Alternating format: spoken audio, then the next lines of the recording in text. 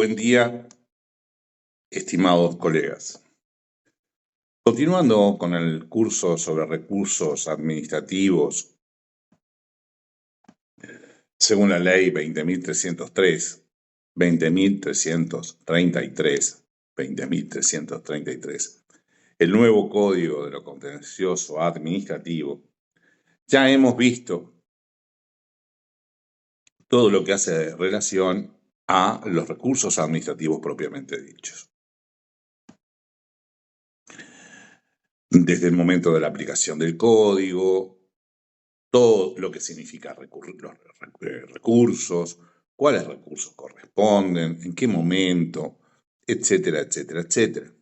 Asimismo, vimos todo el procedimiento recursivo, haciendo mención a las etapas fundamentales y remitiendo en algunos casos a cursos que hemos dado en otro momento para no hacer este curso tan largo, es decir, y para no repetir y para no hacer este curso tan largo, en lo que tiene que ver, por ejemplo, con los principios o el análisis de un careo o de un peritaje que obran en otros cursos que ustedes ya habrán tomado o que tomarán oportunamente. Lo mismo sucede con la I-Prueba, por ejemplo, que nosotros analizamos en el curso sobre LegalTech. Así que nos abocamos expresamente a recursos administrativos.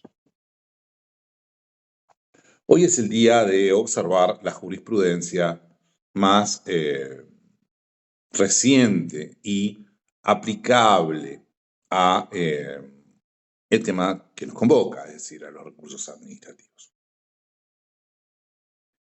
Como les decía en la charla anterior, esta jurisprudencia evidentemente es anterior al código. El código es de septiembre del 2024.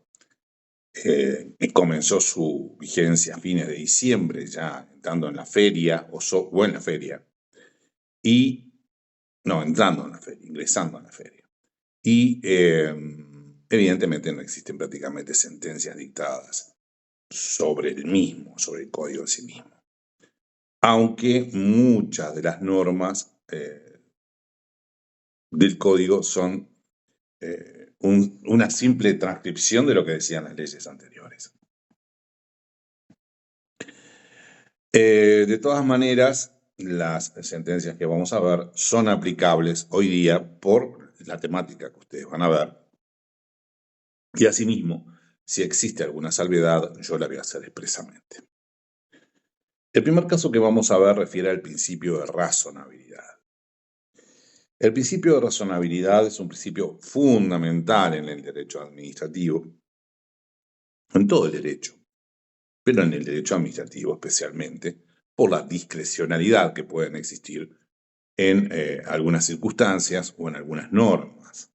Entonces, si existe conveniencia, la oportunidad de elegir elementos de conveniencia, se debe aplicar el principio de razonabilidad. Es decir, que recordamos claramente la definición de discrecionalidad. Discrecionalidad no es arbitrariedad.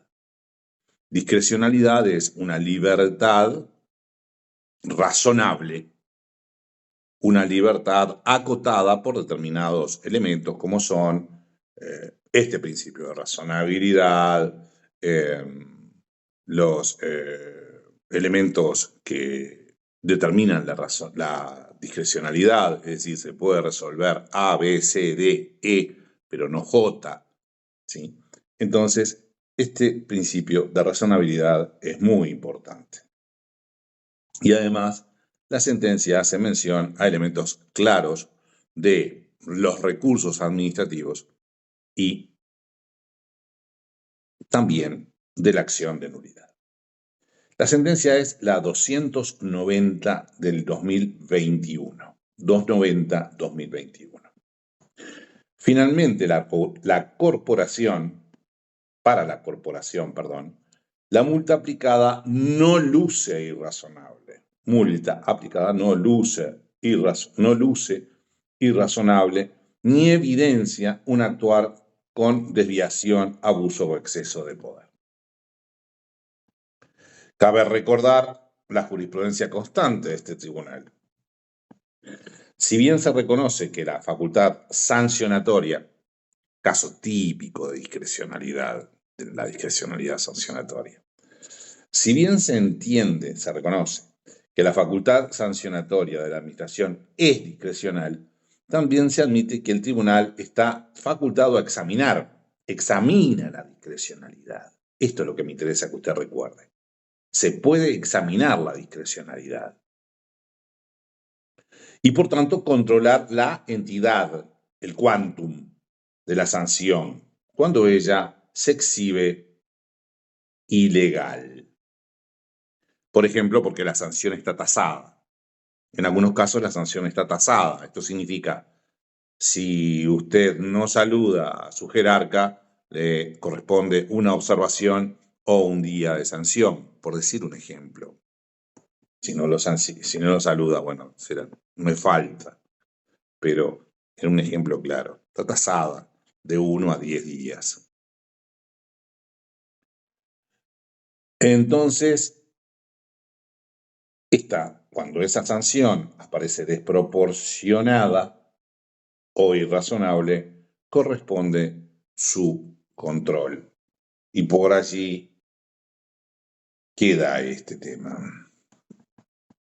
Control de discrecionalidad. Y prueba por captura de WhatsApp. Prueba por captura de WhatsApp. Sentencia 64-2021 del TCA. Emerge de los antecedentes administrativos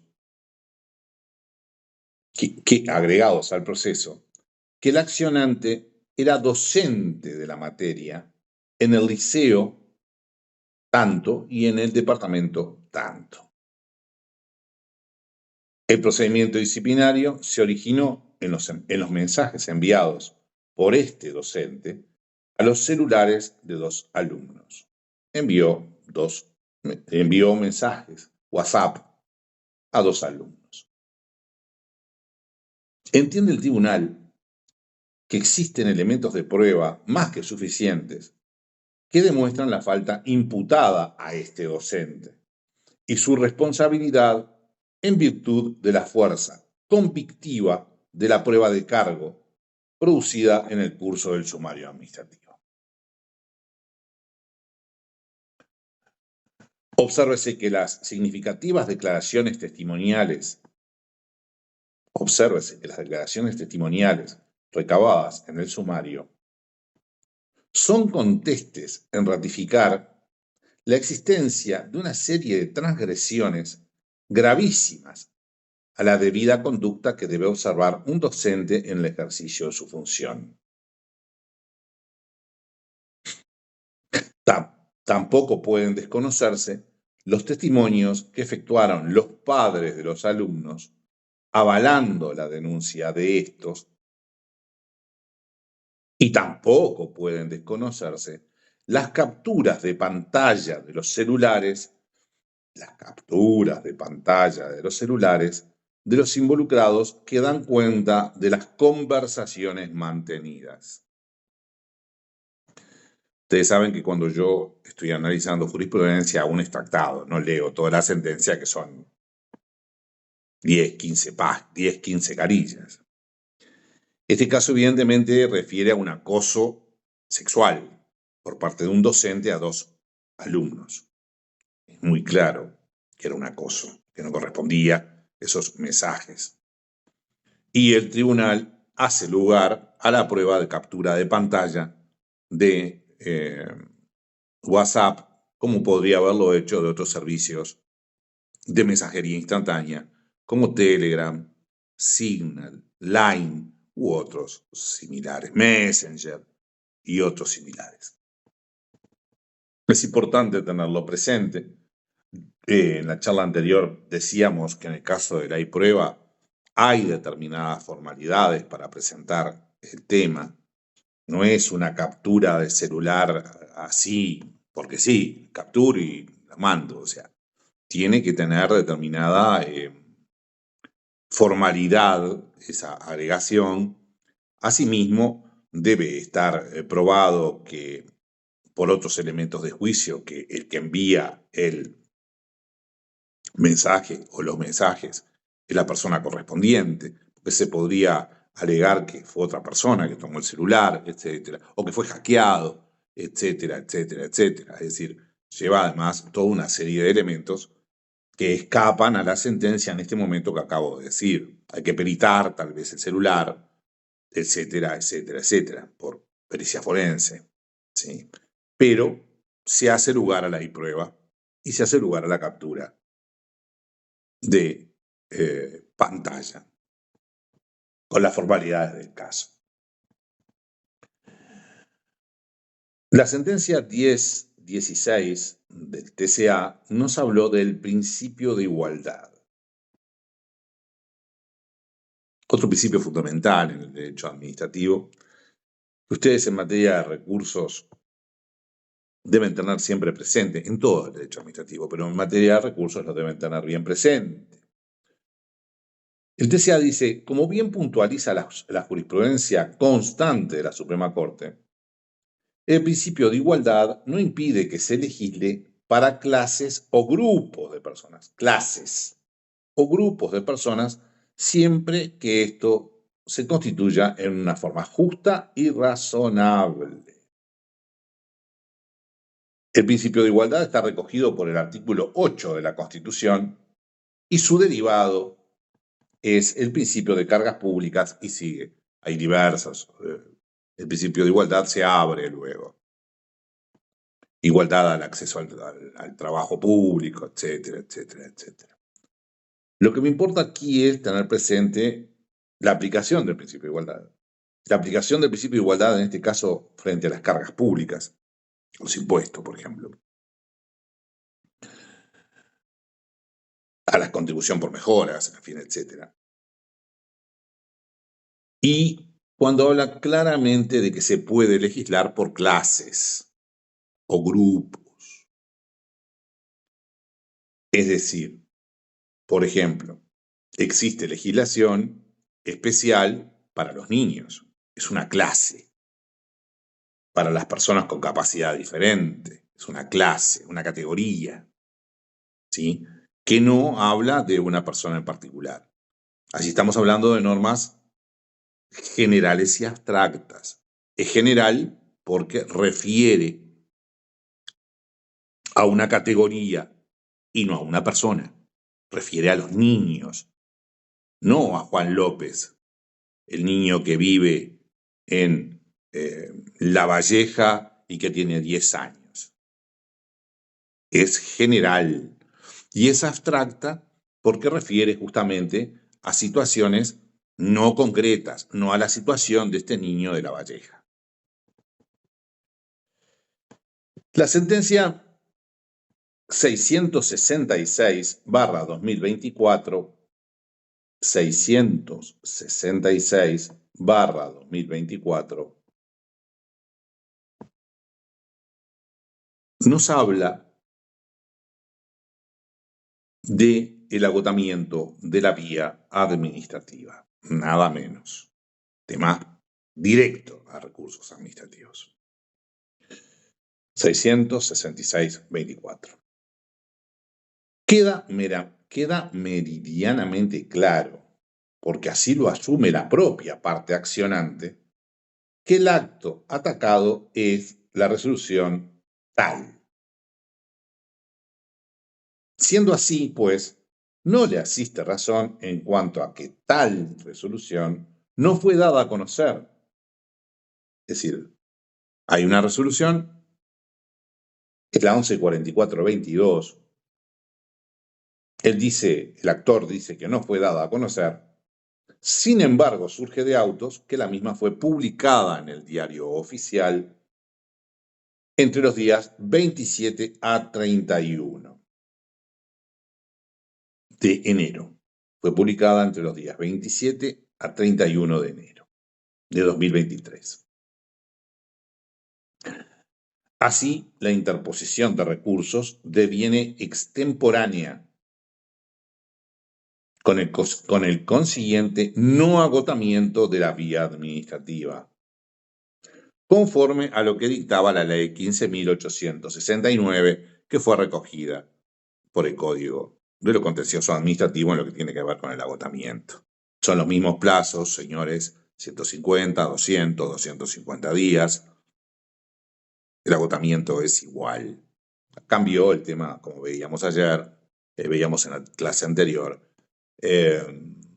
cambió el tema del urgimiento, cambió el tema del urgimiento cuando se produce la denegatoria ficta, cambió el tema del plazo de caducidad para interponer la acción de 60 a 90 días, pero el hecho de no agotar la vía administrativa por no haber recurrido en plazo, tal vez aquí eran 61, no 90, pero en aquel momento eran 60, es igual. En este caso es importante tener presente que hubo una notificación en el diario oficial.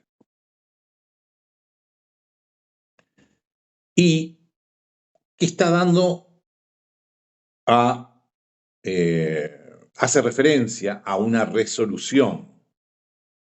Yo evidentemente la resolución no la tuve ni la tengo. Quiero entender, debo entender y quiero entender que el tribunal está hablando correctamente. Si es una resolución, es particular y concreta, refiere a un sujeto. Volvemos a lo general y abstracto y particular y concreto. Una resolución es concreta, refiere a ese niño de La Valleja que veíamos anteriormente. Es concreta.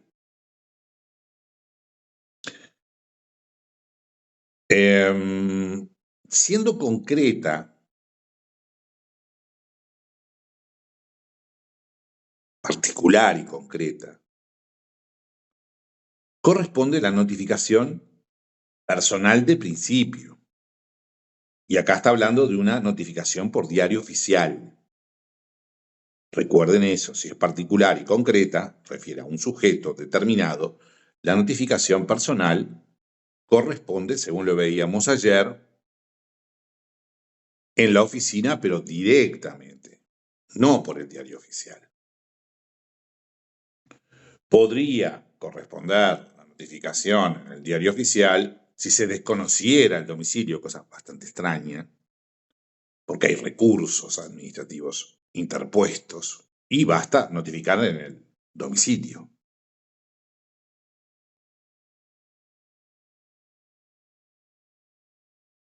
Insisto, habla de una resolución y no de un reglamento que es general y abstracto.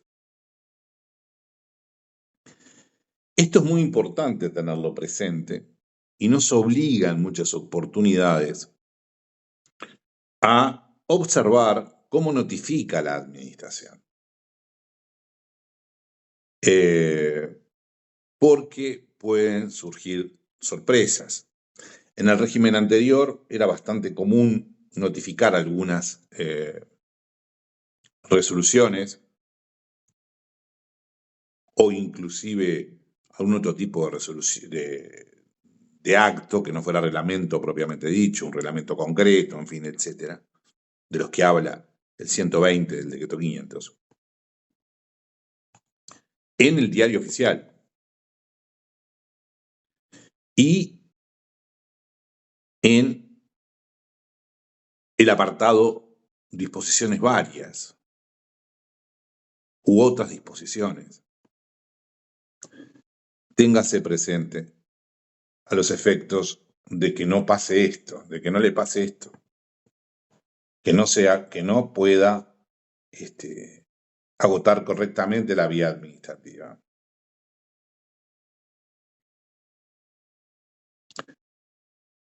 La sentencia 28 del 2017 dice: la cuestión a resolver en esta instancia es la atinente al agotamiento de la vía administrativa. Ese tema que es el apartado que nos está convocando.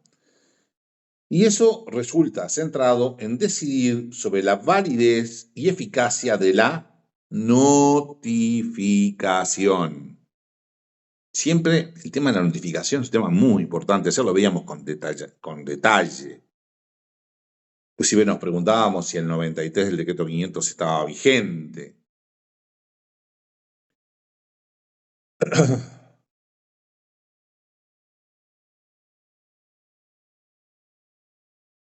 El tribunal, pese a que la defensa de falta de agotamiento de la vía administrativa fue planteada conjuntamente con la contestación, el tribunal, pese a que la defensa, o sea, que el demandado plantea su defensa de falta de agotamiento de la vía administrativa y lo hace conjuntamente con la contestación de la demanda, ya vencido el plazo para oponer excepciones, decidió igualmente sustanciar esta defensa y ordenó dar traslado de la cuestión formal y ciertamente nada cabe objetar a este proceder. Claro, lo hicieron ellos, nada cabe objetar a este proceder, es lo que dice. Dice, esta defensa se planteó fuera del plazo de las excepciones. Decidió igualmente sustanciar la defensa, o sea, la excepción, y ordenó dar traslado a la cuestión formal y ciertamente nada cabe objetar a este proceder. Lo hizo él, lo hizo el propio tribunal, nada cabe objetar a este proceder. Bien. Entonces, porque evidentemente el plazo para oponer excepciones no coincide con el plazo de contestación de la demanda, como veíamos anteriormente.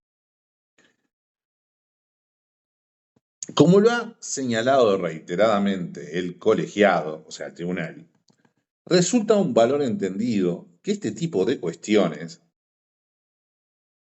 como la falta de jurisdicción o los presupuestos procesales de admisibilidad de la demanda, sobre los que existe un contralor oficioso del tribunal. El tribunal lo controla de oficio. Puede resolverse antes de la sentencia definitiva, aun cuando hayan sido planteadas como defensa fuera del plazo legal para interponer el excepcionamiento.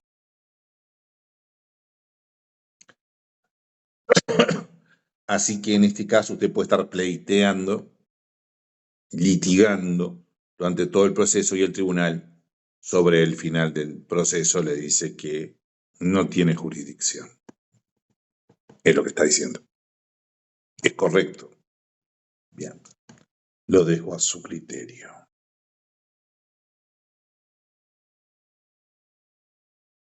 Para algo existen los plazos. Y más allá de que la falta de jurisdicción es un vicio grueso, la falta de agotamiento de la vía administrativa es un vicio grueso, todo este tipo de cosas tienen determinados plazos. Es decir, estos plazos, el caso de la falta de agotamiento de la vía administrativa, el caso de la falta de jurisdicción, pueden decidirse en cualquier momento porque son fundamentales. Es decir, si no tiene jurisdicción no puede fallar. Si hay falta de agotamiento de la vía administrativa, lo tiene que declarar. O sea, no hay agotamiento, se terminó. Pero hay otras cuestiones que debe decidir en plazo y se terminó también. O sea, otras excepciones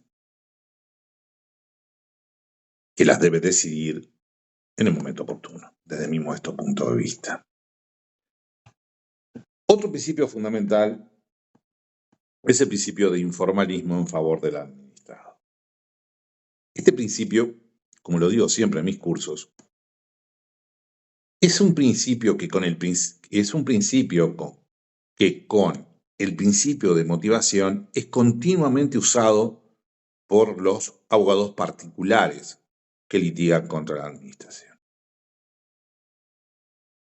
A mí me ha tocado casi toda la carrera que he desarrollado y que vengo desarrollando, trabajar del lado de dentro de la administración, ya sea como asesor, como jefe de división, Ya a esta altura del campeonato tengo claro las dos visiones. Pero el hecho de estos planteamientos de informalismo en favor del administrado y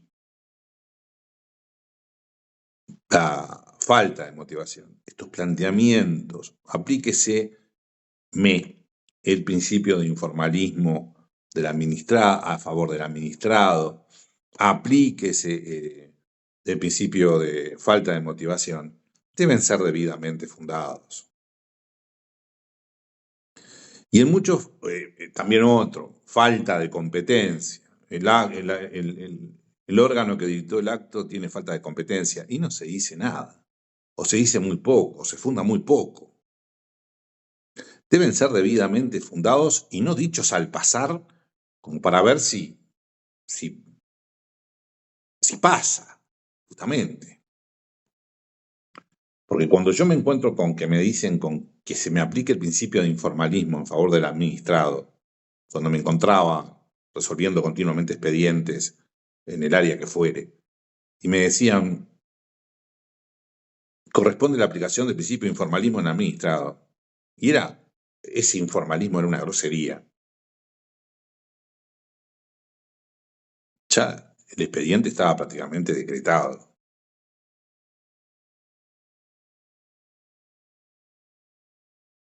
El informalismo en favor del administrado debe ser sobre elementos no esenciales, no esenciales.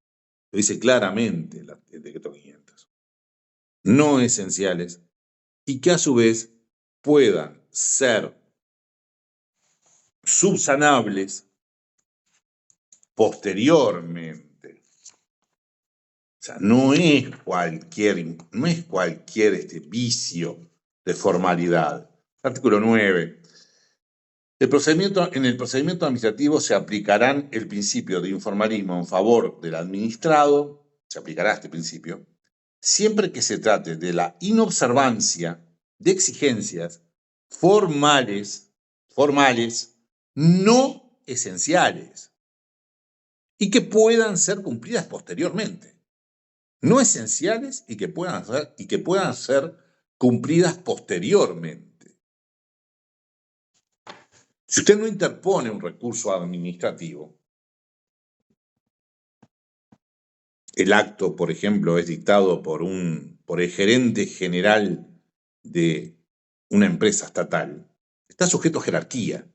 Si usted no interpone el recurso jerárquico, no lo interpuso. Y es esencial y no lo puede salvar luego. No puede con un escrito venir, presentarse luego y decir, me olvidé de presentar este recurso. No lo puede hacer.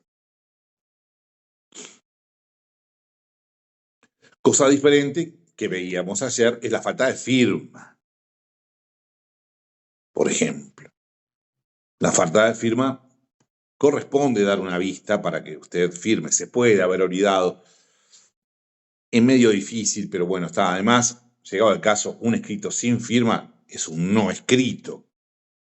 Porque evidentemente la firma es un elemento esencial, pero bueno, se podría dar una vista. Se puede dar una vista. Se dice que se debe dar una vista inclusive. Pero en el caso de la falta de los recursos, no. Vamos a ver la sentencia derechamente, no me quiero extender en el tema de la motivación, lo vamos a ver un poco más adelante. Lo mismo sucede con la falta de motivación. No puedo decir, además se observa una falta de motivación y el acto está más que motivado. ¿Dónde falta la motivación? O sea que yo aconsejo a los abogados, a los colegas que ejercen el derecho administrativo y que están tomando este curso, que cuando planteen estas defensas en sus recursos, lo hagan fundadamente y no al pasar. Porque los asesores de la administración trabajan continuamente en eso. Y lo ven. Lo ven y realmente desprestigia de ingreso ya el escrito. Lo mismo sucede, por ejemplo, si usted funda su petición o su recurso en un gobierno departamental en el decreto 500. Hace un escrito precioso, muy bien fundado, etc. En fin, tendrá razón o no, pero... Y después, cuando terminamos de leer, dice, fundo mi derecho en lo establecido en el artículo 400 del decreto 500. No tiene 400 artículos, pero bueno, en el artículo 152 del decreto 500. Y el decreto 500 no se aplica al gobierno departamental. Ya perdió el examen en la facultad. Entonces, digo, siempre hay que tener mucho cuidado con esos elementos formales, porque el ejercicio de la profesión, de nuestra profesión, necesita la sutura en el lugar que corresponde. Estoy comparando con el ejercicio de la medicina. O sea, no digo que sea lo mismo, pero hay que ser precisos. Bien, veamos la sentencia. Es una sentencia, esta sentencia del informalismo a favor del administrado de la Suprema Corte de Justicia, nada menos. Es la sentencia 864/17. 864/17. Es una sentencia en casación, evidentemente, por la competencia típica de la Corte.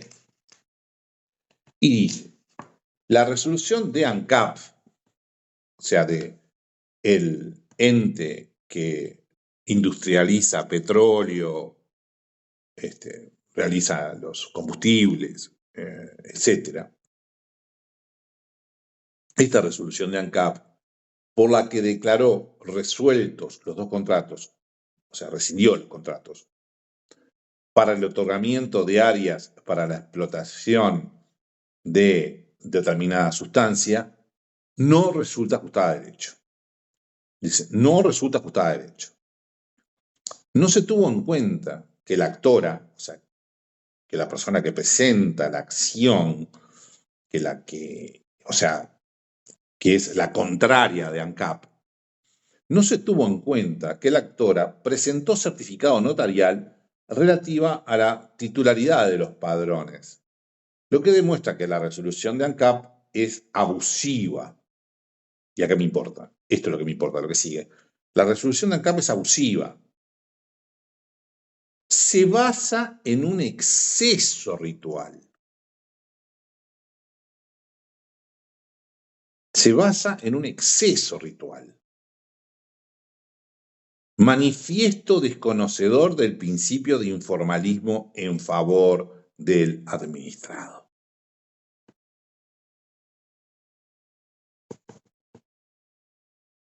Exceso ritual.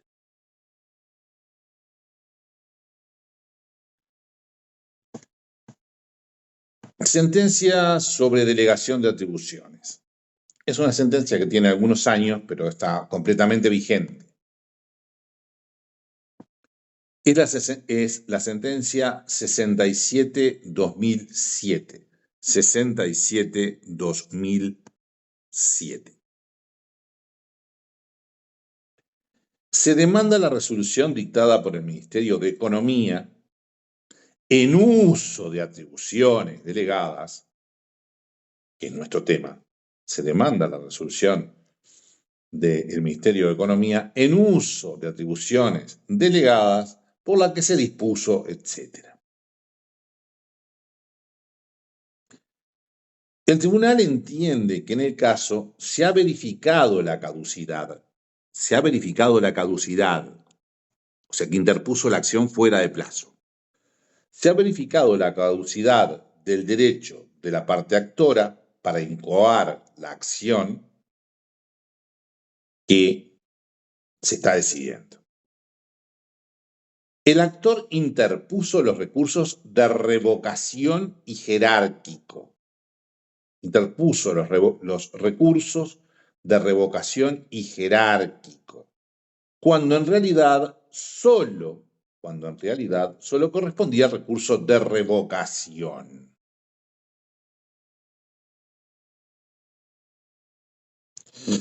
No es de recibo el argumento relativo a que el actor no tuvo oportunidad de saber si el emisor del acto, perdón, no tuvo oportunidad de saber si el emisor del acto actuó en ejercicio de potestades desconcentradas o delegadas. Lo veíamos en las charlas anteriores. Este es un tema básico.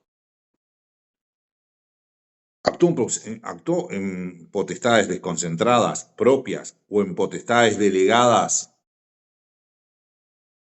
en nombre de otro?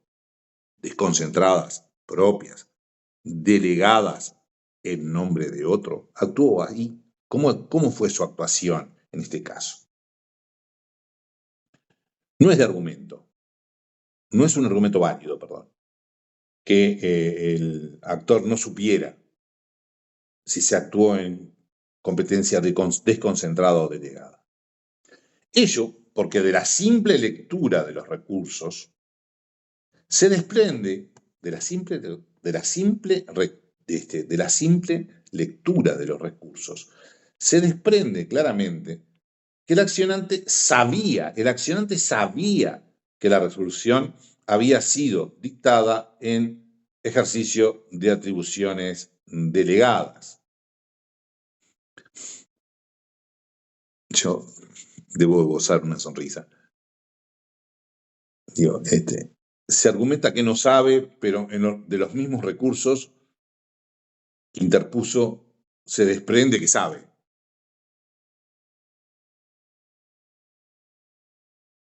Se ve que no se leyó a sí mismo, en este caso el colega. A veces el ejercicio de la profesión los plazos son muy breves, en fin, etcétera, pero este error es un error grueso. Se desprende claramente que el accionante sabía que la resolución había sido dictada en ejercicio de atribuciones delegadas. No obstante, lo cual dejó transcurrir el plazo de 200 días, que dispone, que es el plazo actual, señores, de 200, si fueran dos recursos. Es el plazo actual si fueran dos recursos. Dejó transcurrir el plazo de 200 días de que dispone la resolución, de la que dispone la administración, para resolver los dos recursos. Y una vez operada la denegatoria ficta, acciona la nulidad. La demanda introducida en tal fecha fue extemporánea, habiendo caducado el derecho de la parte actora. Claro. Vamos a aplicar la sentencia, sin perjuicio que ya la explicamos en el análisis teórico. La resolución del Ministerio de Economía y Finanzas fue en atribuciones delegadas, no desconcentradas. Como fue dictada en atribuciones delegadas, en nombre de, se atribuye precisamente al Poder Ejecutivo.